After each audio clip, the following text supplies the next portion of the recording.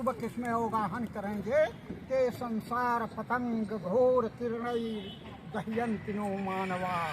वो मानव वो हाँ भगवान सूर्य की किरणों से ताप से दहेंगे नहीं, जलेंगे नहीं, पार हो जाएंगे।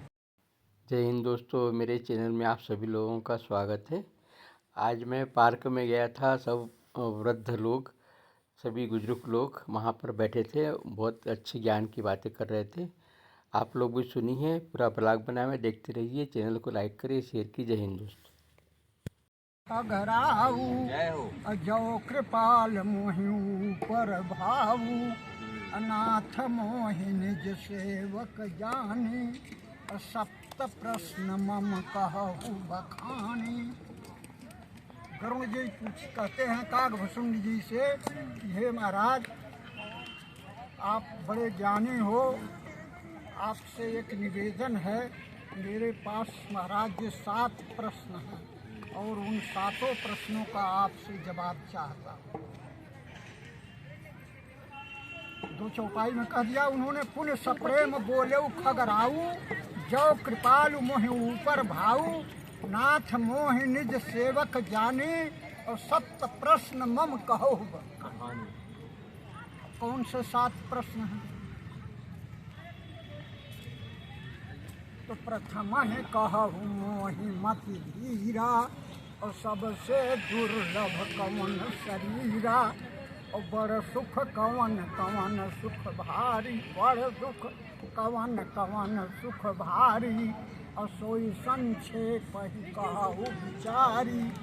सबसे बड़ा दुख कौन है और सबसे बड़ा सुख कौन है? 2 प्रश्न हो गए। सबसे बड़ा दुख, सबसे बड़ा सुख। और पहला प्रश्न क्या था? प्रथम ही कहु मोहि मति धीरा, सबसे दुर्लभ कवन शरीरा। कौन सा शरीर, जीवों में कौन सा शरीर ऐसा है जो दुर्लभ है, जिसको सब लोग चाहते हैं? 3 प्रश्न हो गए। और संतय संत मरम तुम जानहु, तिनकर सहज स्वभाव बखानहु। संत कौन है, असंत कौन है, और उनका स्वभाव क्या है? 1 प्रश्न हो। संतय संत मरम तुम जानहु, तिनकर सहज स्वभाव बखानहु। कवन पुण्य श्रुति विदित विशाला। अब आप कहोगे कि कहीं एक ही बात के लिए 1 प्रश्न बता देते हैं और कहीं जो है वो लंबी चौपाई के बाद 4 बोल गए और 1 प्रश्न बोलते हैं। जहाँ प्रश्नवाचक चिन्ह है, कवन कवन, सब कौन बोलते हैं ना, कौन आया यानी प्रश्न पूछ रहे हो, कौन गया प्रश्न पूछ रहे हो। तो जहाँ कवन कवन प्रयुक्त है वो जानिए कि प्रश्न है, और जहाँ ऐसे कहा गया है वो एक ही है। तो यहाँ संतय संत मरम तुम जानहु, तिनकर सहज स्वभाव बखानहु, इसलिए 1 ही प्रश्न हुआ। और यहाँ कहा कि कवन धर्म श्रुति विधि, कवन पुण्य श्रुति विधि विशाला। 1 प्रश्न हो गया। कहु कवन अघ परम कराला। सबसे बड़ा पाप कौन है और सबसे बड़ा पुण्य कौन है? तो 2 प्रश्न ये हो गए। 4 और 2 6। और मानस रोग कहु समुझाई, तुम सर्वज्ञ कृपाय अधिकारी। हे महाराज, मानस रोग क्या है? मानस रोग कहु समुझाई, तुम सर्वज्ञ कृपाय अधिकारी। आप सर्वज्ञ हो, सब कुछ जानने वाले हो, है ना? इसलिए ये मेरे 7 प्रश्नों का जवाब आप दीजिए। तो भूषुंड जी ने फिर जो है वो गरुड़ जी के इन 7 प्रश्नों का जवाब दिया है। ये उत्तरकांड का बता रहा हूँ, है ना? महाराज जी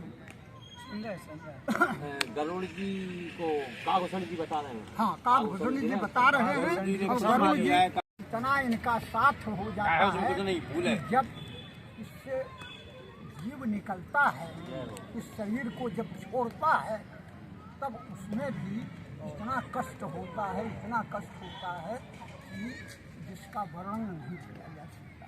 इसीलिए तुलसीदास जी ने लिखा कि जनमत मरत दुसह दुख हो। दुसह माने असह्य दुख। अथाह दुख होता है। अब वो तो भगवान की ऐसी लीला है कि जो है वो सब सहना पड़ता है, नहीं तो इन दो समय में मतलब जन्मते समय और मृत्यु होते समय सबसे ज्यादा पीड़ा मिलती है। परम्पार दुख होता है। इसीलिए तो बोलते हैं वहाँ ना, उन्होंने कहा कि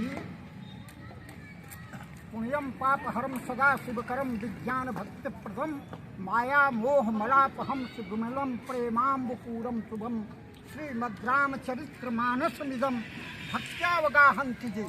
जो भक्ति पूर्वक इसमें अवगाहन करेंगे ते संसार पतंग घोर किरणई दह्यंतिनो मानवा। वो मानव वो हाँ भगवान सूर्य की किरणों से ताप से दहेंगे नहीं, जलेंगे नहीं, डरेंगे, पार हो जाएंगे। पार हो जाएंगे। तो ये आखिरी दो श्लोक कहाँ यहाँ और निकलते हैं वहाँ से उस विधाता की। वो देखिए कि कैसे जो है वो उस मार्ग से उसमें इतना कष्ट हो जाता है कि हजार हजार जन्म में उस जीव को उतना कष्ट नहीं होगा जितना वो उस क्षण वो भोग लेता है। उसी तरह से एक साथ रहते रहते ये आत्मा और ये शरीर ये जो है हट जा। जय हिंद दोस्तों, पूरा वीडियो देख लिया हो तो चैनल को लाइक करिए, शेयर कीजिए, कमेंट कीजिए। जय हिंद दोस्तों, नेक्स्ट वीडियो में मिलेंगे। जय हिंद।